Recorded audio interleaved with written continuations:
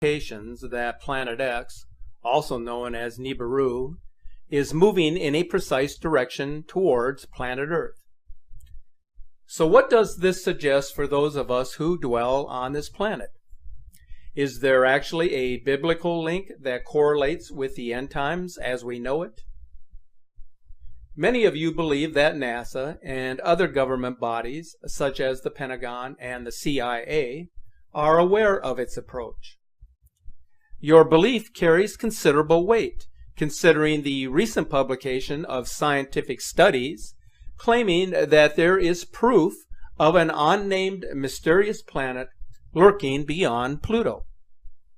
The claim was determined by observations of gravitational influences on a group of celestial bodies called the extreme trans-Neptunian objects, which are orbiting our Sun beyond Neptune. The approach of the mysterious planet Nibiru is at present sending waves of charged plasmatic energy particles through our solar system. The flow of energy will finally affect the core flows of the Earth and result in catastrophic changes in Earth's climate, which is without a doubt occurring on an escalated scale.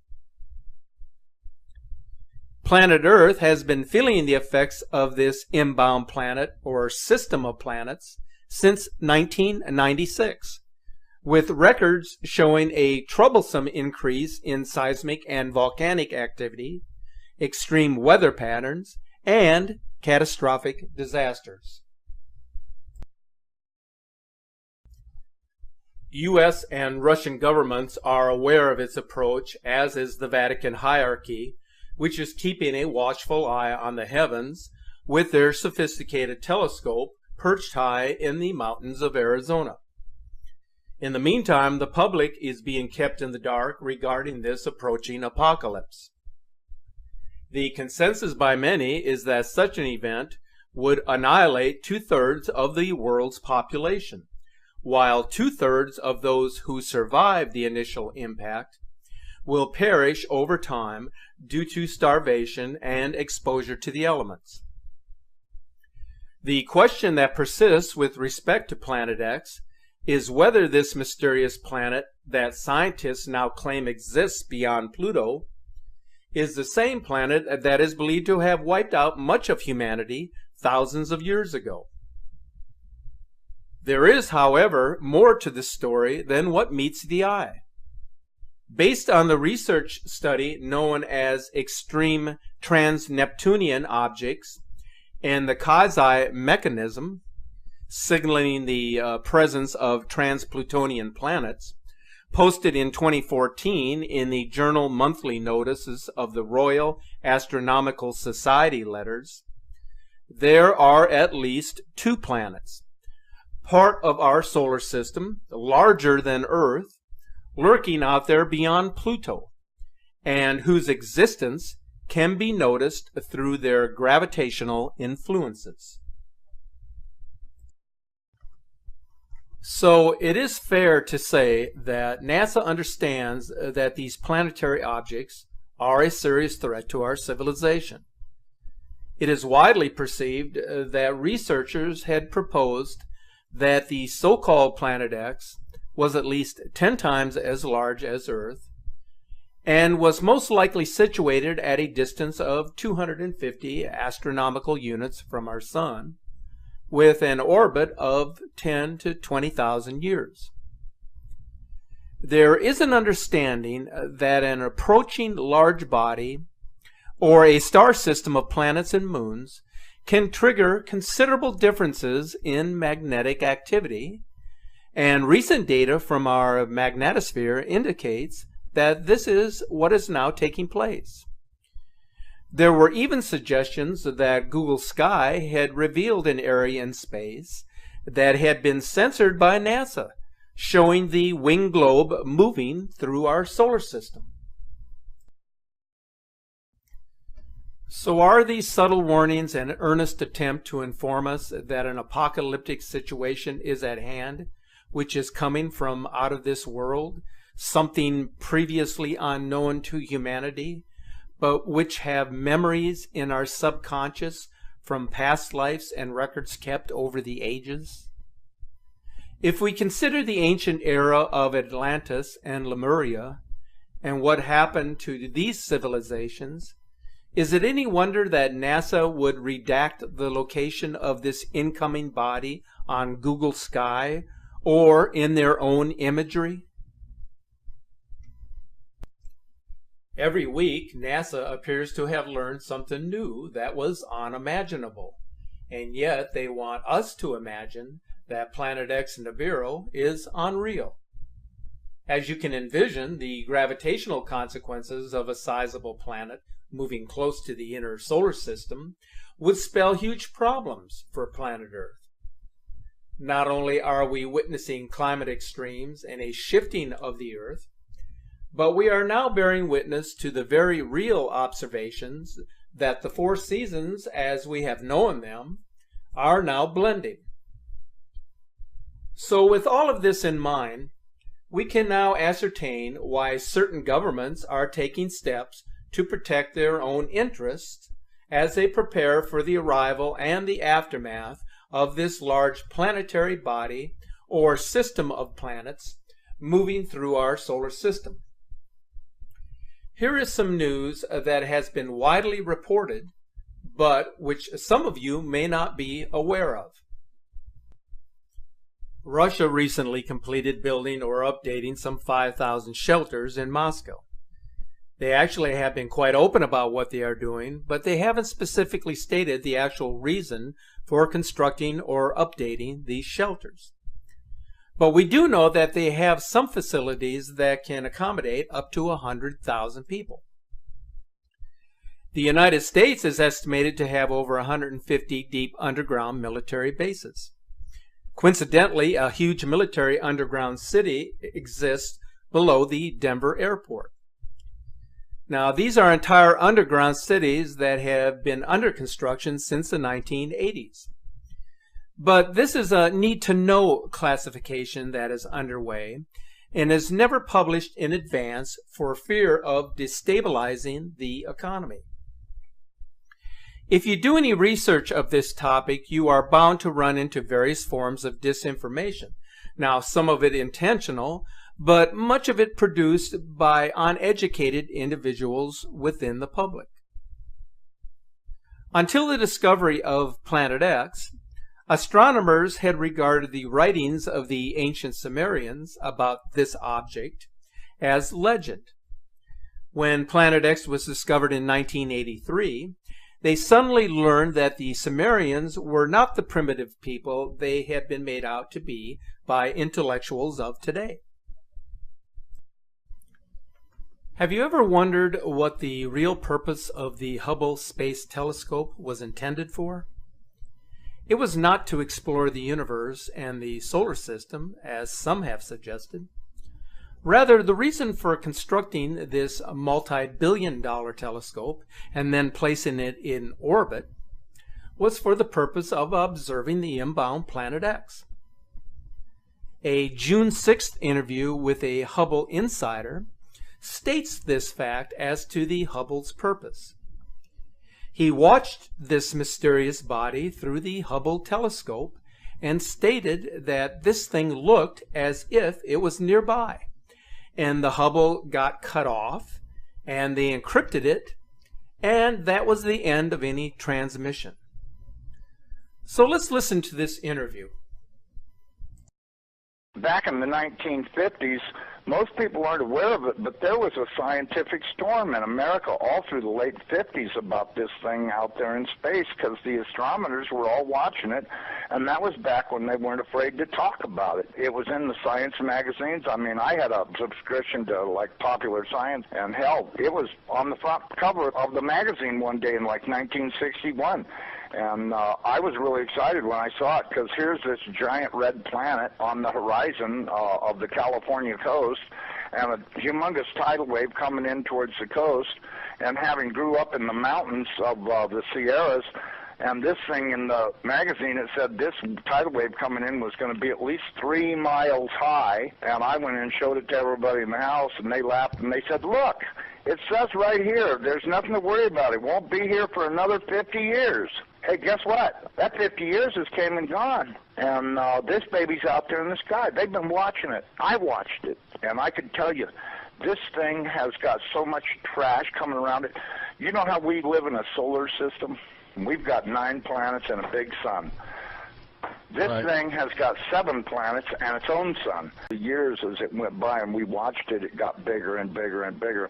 And then finally, about '08, we could see this thing like it was across the street.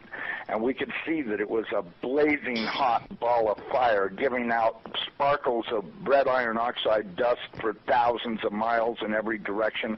And you could see the planet circulating it. Now, I'll tell you one thing that I really am nervous about. I think this thing's got a planet like ours circling it. This is its own solar system. We're about to have a solar system come through the middle of our solar system. This can't be good. But unfortunately, it looks as though that's what's going to happen. We were looking at asteroids. Right close to this thing, there's asteroids that are floating around right near the, that are orbiting the main sun itself. These things appear to be about 500 miles across. This thing looks like a giant red teardrop-shaped dust cloud.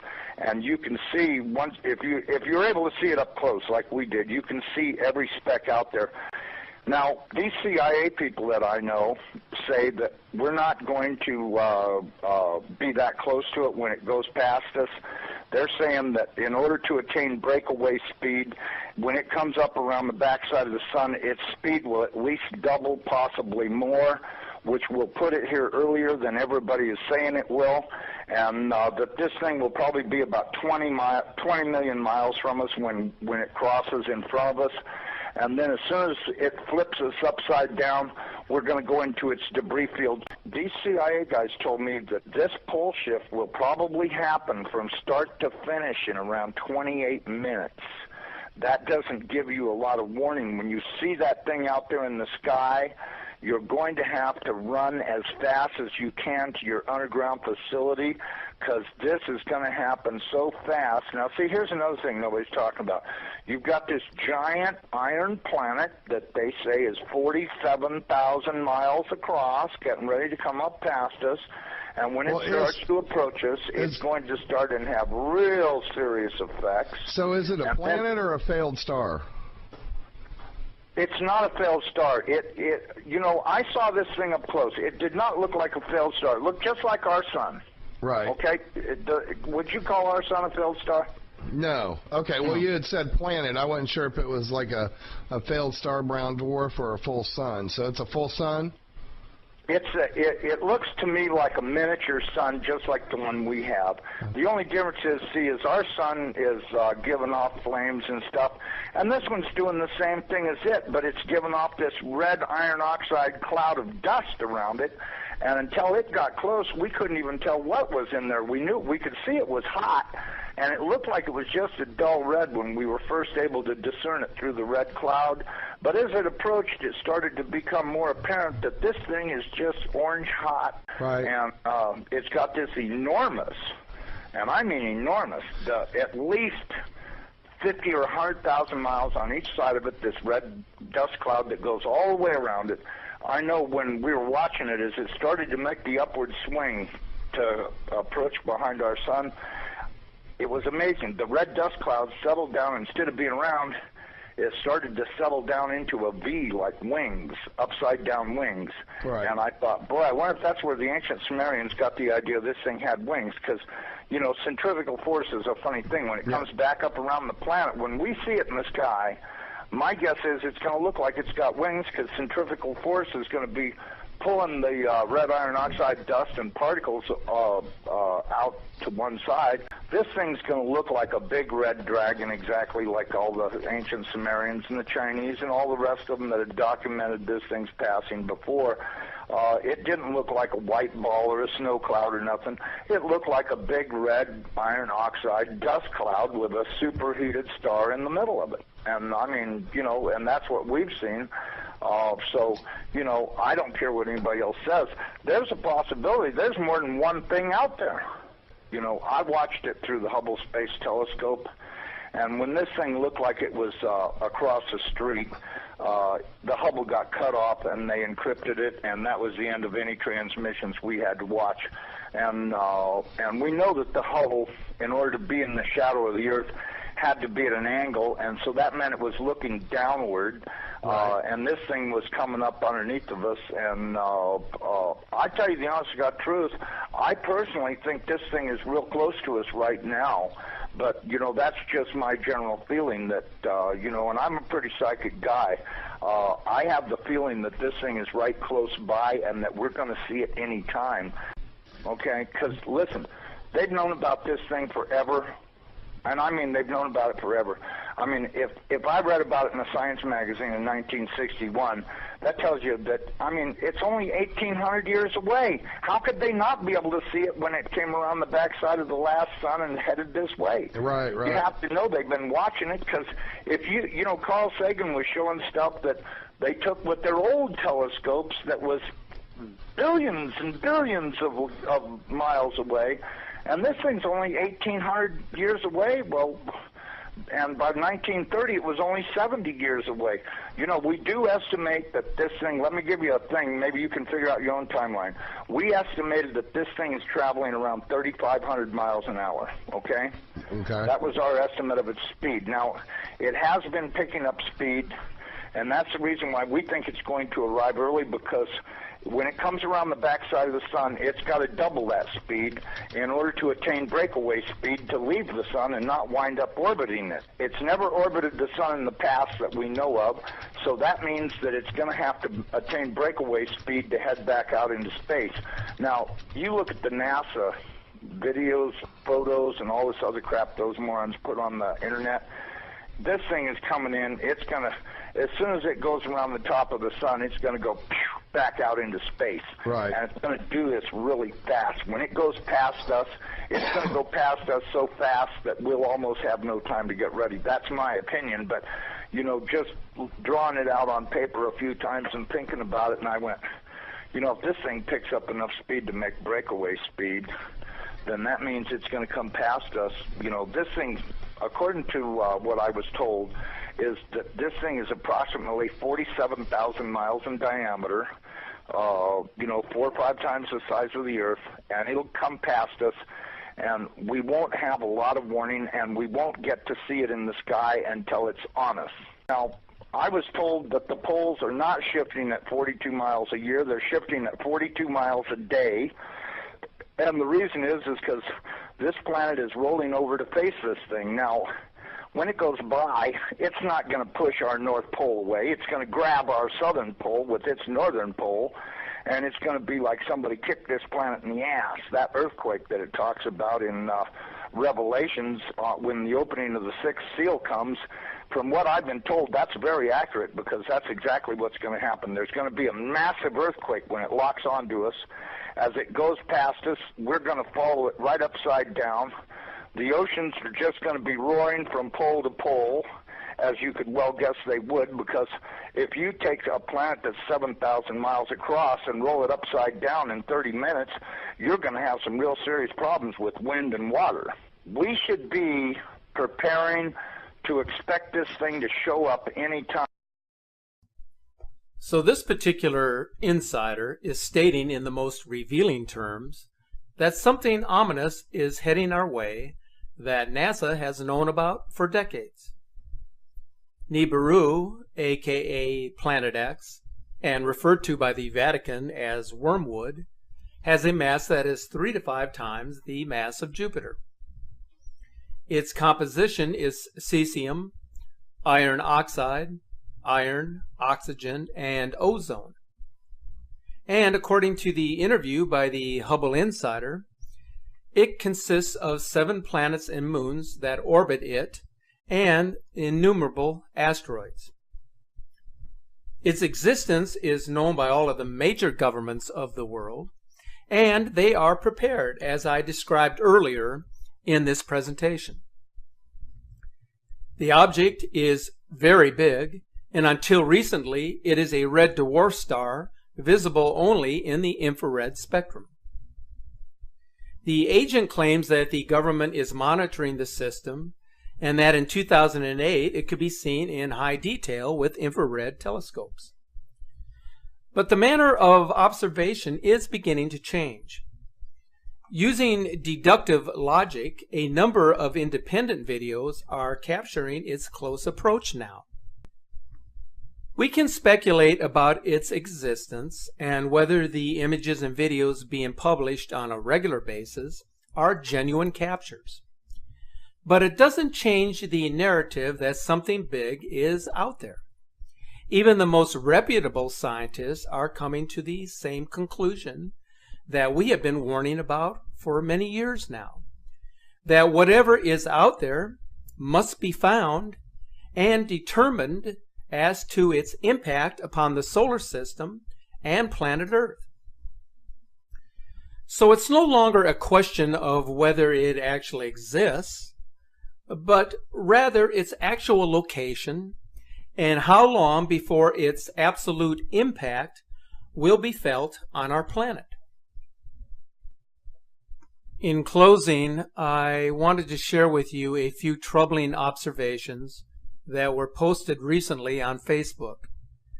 The first one is a capture from the Skycam Observatory in Deakin, Australia, showing the two-sun phenomenon. Now, the sun's companion has been visible in this side-by-side view on all Skycam for several days now, which indicates that the Nemesis system is rising to the ecliptic, as I mentioned in the video which I published on October the 28th. So something is definitely taking place now, and it behooves us to start paying careful attention to the skies. So if any of our viewers and subscribers have anything of value, any type of information or images you care to share with us, please forward them over here for a review as soon as you can.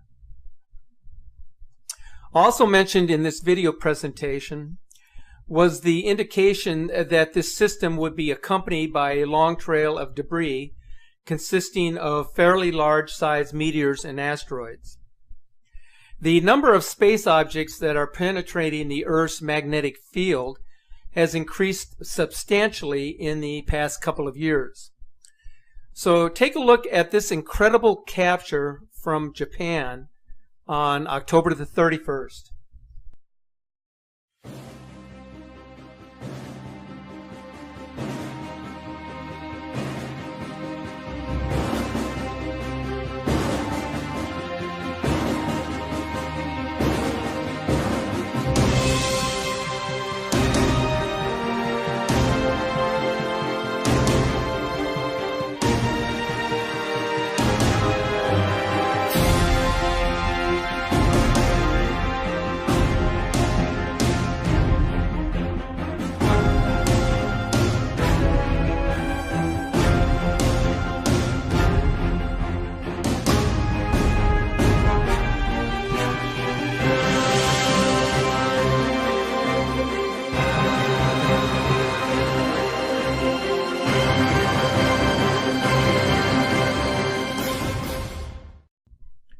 And finally, if this doesn't blow you away, check out this eerie sky captured from Las Palmas, Spain on October the 26th.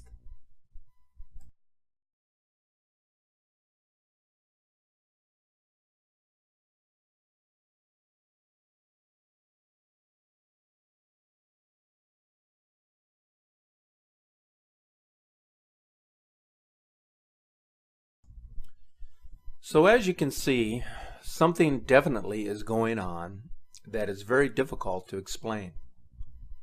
It was in mid-August of this year, as some of you are aware, that myself and my family members and a number of friends were among the many tens of thousands who suffered the worst flooding in recorded history here in southeastern Louisiana. We are still recovering from that devastation. The funny thing about all of this is that it seems that we encounter one extreme weather event after another. Since the Great Flood of 2016, we have had what is now considered to be one of the most severe droughts that this area has encountered in recent times for this time of the year. Not only has our temperatures been steadily above normal, but the rainfall has registered less than 1/4 of an inch for the past 2 months. So I can tell you firsthand from my experiences that things are changing quickly here on Earth and in the heavens. And it's important that we stay true to